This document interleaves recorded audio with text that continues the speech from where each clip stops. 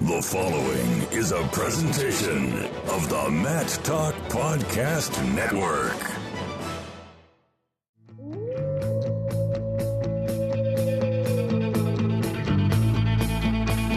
The mind of Pat Popolizio is a wondrous thing. And for you Pack wrestling fans, you'll get to go inside the mind of the Skip each and every episode here on the Pack Mentality Pop-Ins podcast. Now, here's your host, NC State Director of Athletics Digital Communications, Brian Reinhardt.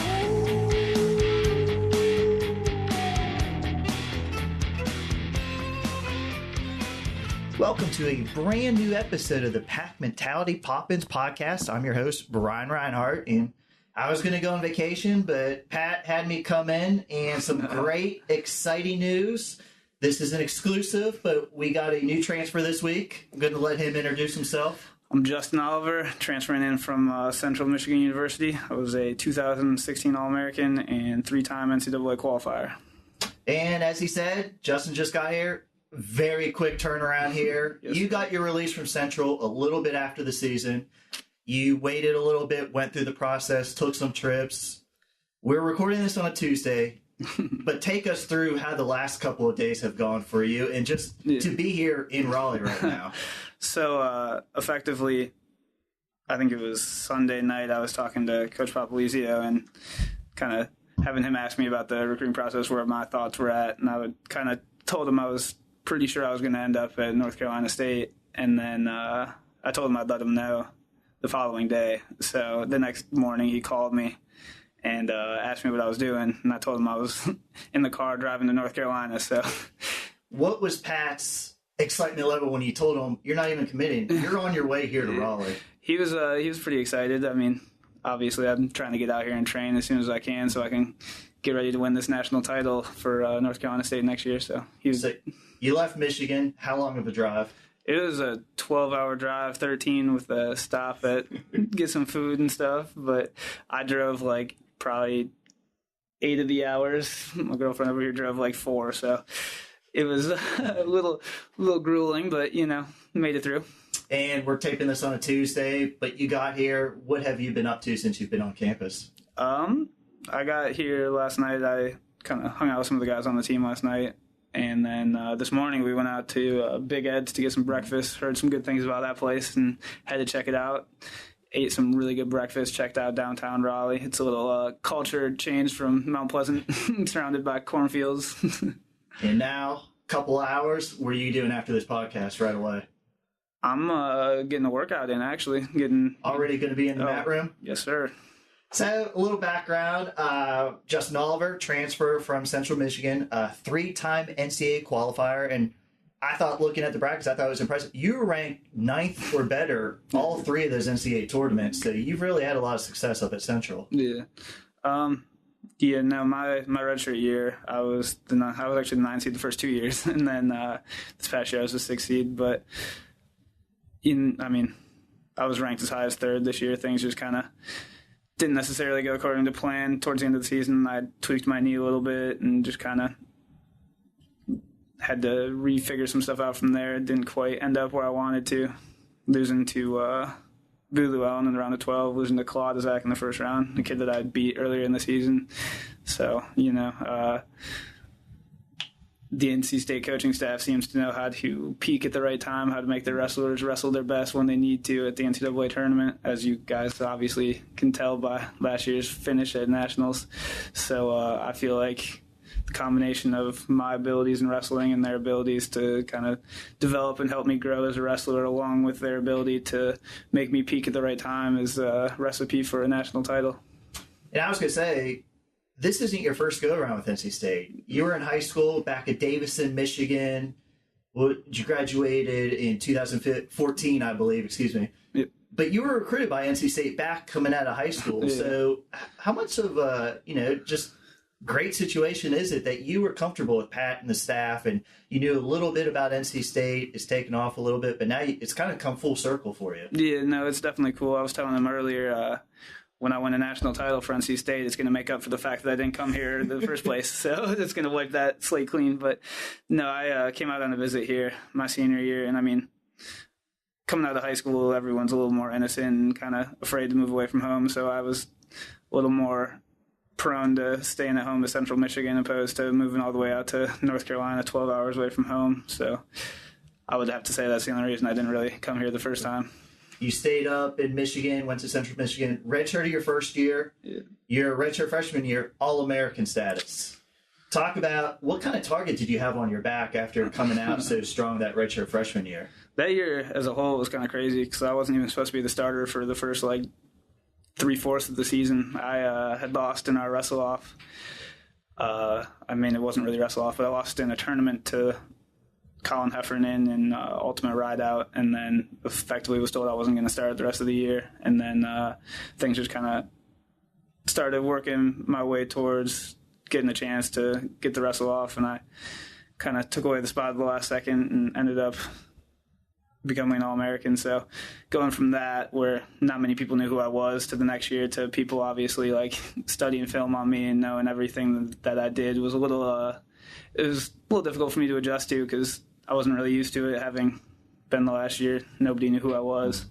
So, that took a little bit of adjusting, but I eventually kind of figured out some things, figured out how to adjust my style and figure out how to adapt to the way other people were wrestling against me, whether it be people just completely shutting down, trying not to let me score points, or whether it be them just kind of coming out the gate, just shooting to score right away. I was going to say, how would you describe your wrestling style? I would have to say it's a roll with the punches and attack when it's open. I was going to say, 14 of your 28 wins this past season were from bonus points. Yeah. Just like NC State, Pat says bonus points, you like to score points. Yeah, when I was younger, my dad always would come to our meets, obviously, and the one thing he always told me was if he's going to be there all day, at least entertain him. So after that, I started just looking to score as many points as possible. And I've lost a few matches just trying to score too many points before, but at the end of the day, that's what you got to do to make the sport entertaining. That's what you got to do to get those big wins. Just kind of continue to grow as a wrestler. Points coming on takedowns or back points? For the most part, takedowns. I like to believe I'm pretty good on my feet, but at the same time, I'm good at riding on top. That's what I'm going to hopefully figure out here at NC State, is how to turn people. Obviously, Kevin Jack has had a pretty good job doing that last year, so hopefully I can pick up a few things from him and start scoring a little bit more on top, turning people. And you made the round of 12 each of the last 2 years. Yeah. This past season, 28-7. You finished ranked 11th from Flow Wrestling. I guess basically the question, why did you choose to leave Central and kind of open up your recruitment for a second time? Yeah. Obviously losing in the round of 12 the last 2 years is a little tough as far as being that close and then having it just taken all away from you.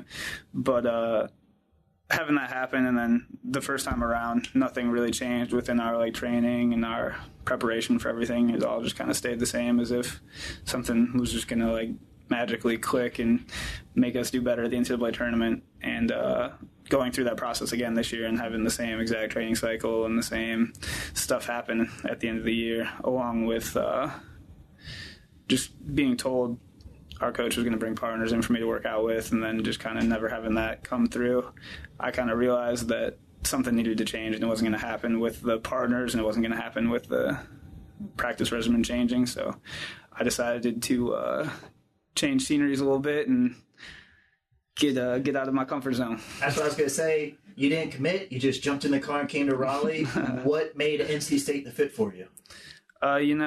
Obviously, Popolizio has been doing incredible things with this program over the past 4 or 5 years. Went from complete 360 turnaround, and the partners out here, 180 turnaround, not 360.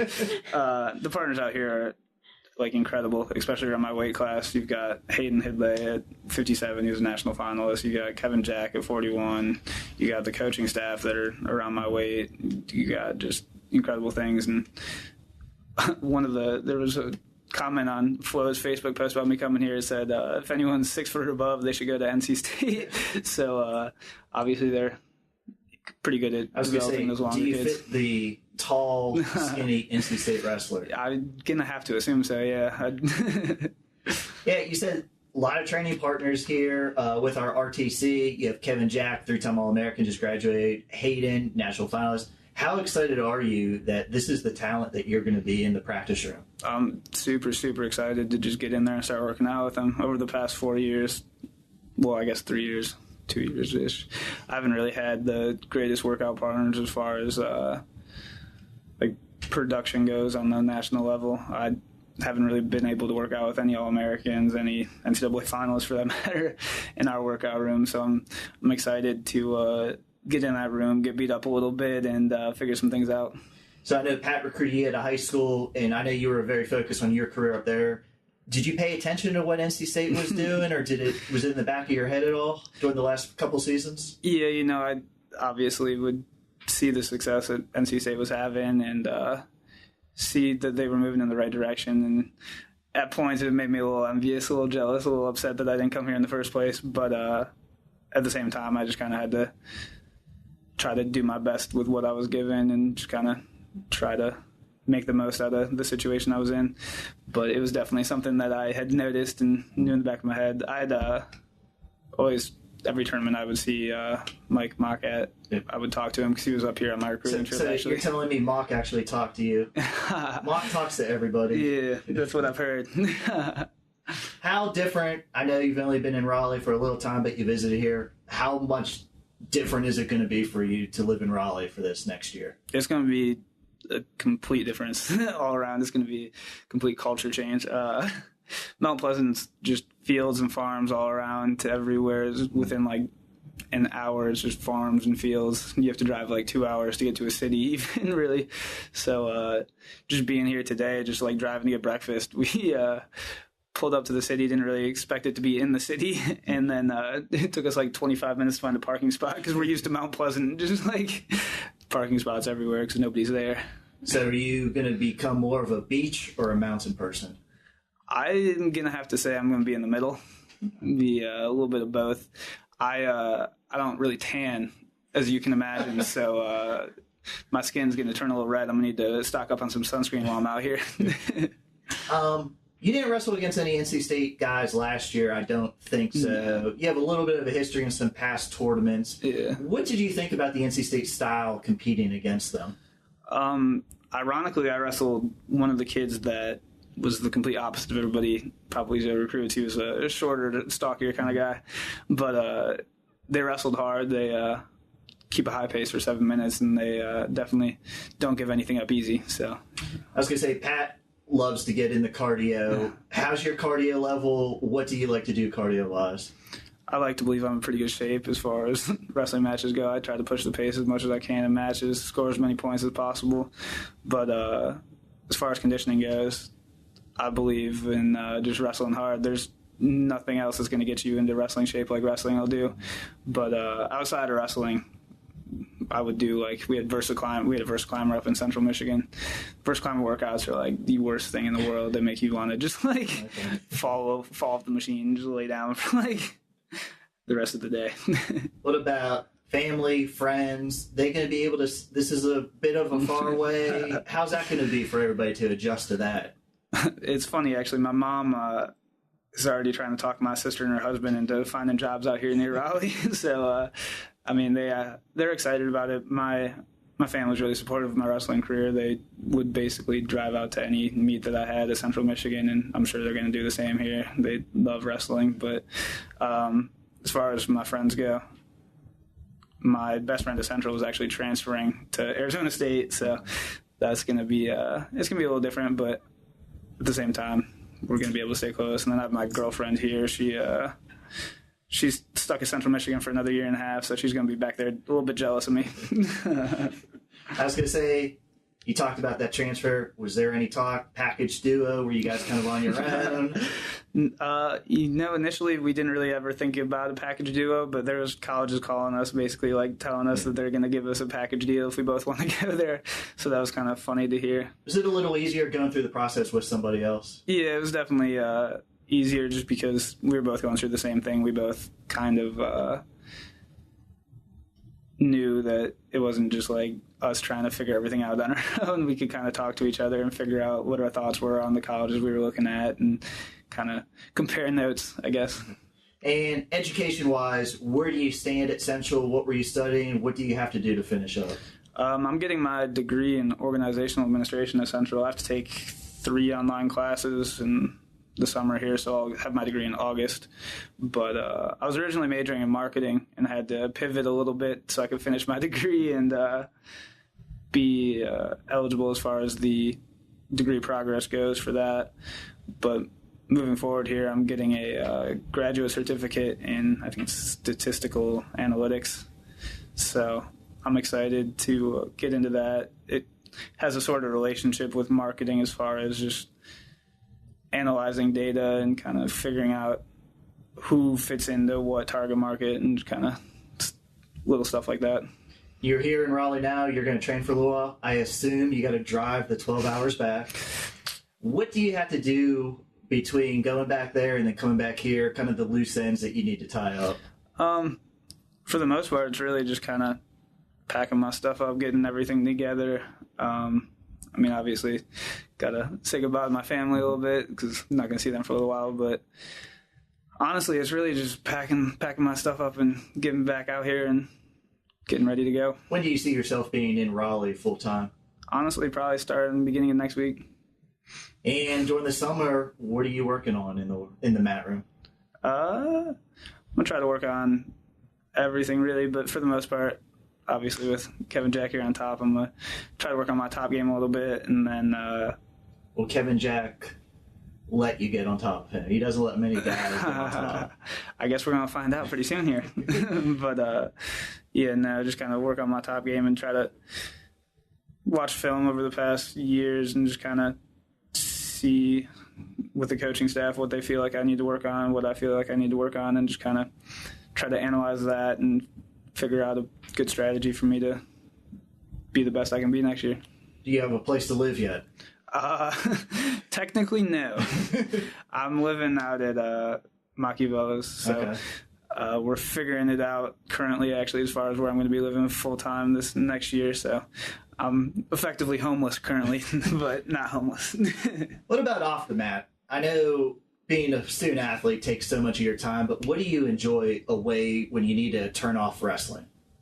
I've been getting into photography a little bit more lately. I'm in a photography class right now, actually, so that's kind of enjoyable to do, especially not in Mount Pleasant now, so there's a lot more pretty things to take pictures of in Raleigh here, but outside of that, I like to keep an eye on like fashion-related stuff as far as like clothing and shoes and stuff to kind of get myself out of the wrestling state of mind sometimes. And very important for me, how are you in interviews? You engaging? Do you like talking? Do you like doing interviews after? As long as they're asking the right questions. I've went through interviews where you just get asked like the weirdest questions and you don't know how to answer them. It's just like, yeah, that sounds, yeah, definitely. And then there's like people that actually ask questions that you can kind of elaborate on and kind of go in depth and kind of give them a full answer. So. I know you're tired. You drove 12 hours. What was the interview like for the Pack Mentality Pop-Ins podcast? It has been very engaging, and it's definitely been a lot better than most of the interviews I've been through as far as communication goes. So it's a great endorsement. We're looking forward to having you. Thanks for stopping by. I know you're busy. I know all of Wolfpack Nation looks forward to seeing you out in the mat. Definitely. I'm excited to strap up in a Wolfpack singlet and get some W's for the team. And I want to thank everybody for listening today. This is your Pack Mentality Pop-Ins podcast covering all things NC State wrestling. Until next time, Wolfpack wrestling fans, go Pack!